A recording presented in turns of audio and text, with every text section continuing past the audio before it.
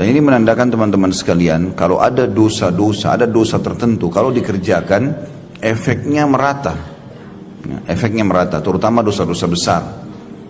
Kalau dosa-dosa besar dilakukan, maka efeknya bisa merata. Misal dalam satu komplek, ada 15 rumah, tapi ada 2 rumah pezina. Lebih banyak yang baik. 13 rumah orangnya baik-baik, tapi yang 2 rumah ini pezina. Tiap hari gonta-ganti pasangan. Selama 13 rumah itu tidak meluruskan, tidak mengingatkan, maka kalau terjadi sesuatu di komplek itu semuanya kena. Semuanya kena. Ya, karena mereka tidak amar ma'ruf nahi mungkar. Jadi tidak boleh sama sekali. Makanya tidak boleh kita diam. Kalau melihat seseorang berbuat salah dan kita sudah faham itu kesalahan atau mungkar dalam agama kita, harus segera diberhentikan.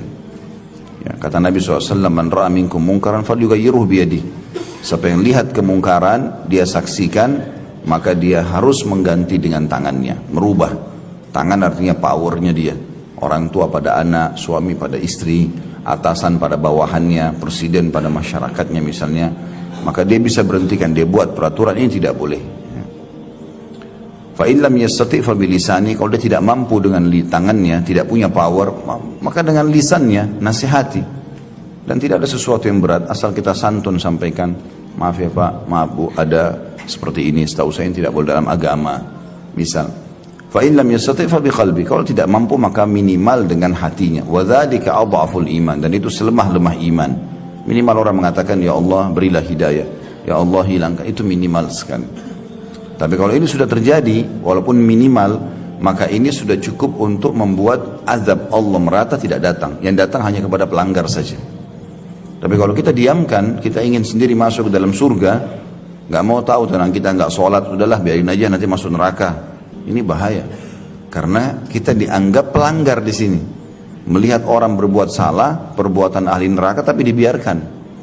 Di dalam sebuah riwayat Bukhari yang lain, Jibril alaihissalam pernah diperintahkan Allah untuk menghancurkan satu negeri. Allahu a'lam negeri itu di mana, tapi yang jelas begitu riwayatnya. Kemudian Jibril berkata alaihissalam, ya Allah sungguhnya di kampung itu atau di negeri itu ada hambamu fulan, orang saleh, satu orang, saleh dia. Apa kena juga nih? Maka kata Allah SWT, mulai siksa dari dia. Dia dulu mulai kamu siksa. Karena dia tidak pernah meluruskan kemungkaran-kemungkaran itu. Jadi hati-hati ya. Walaupun cuma sekali saja, karena amar ma'ruf nahi mungkar yang wajibnya sekali. Sekali saja kita mengatakan, ya Allah berikan hidayah. Tulus dari hati, kita sudah lepas daripada penyebab hukuman ini. Tapi kalau kita biarkan berbahaya. Nah, tidak boleh sama sekali. Jadi amar ma'ruf nahi mungkar adalah kewajiban setiap muslim.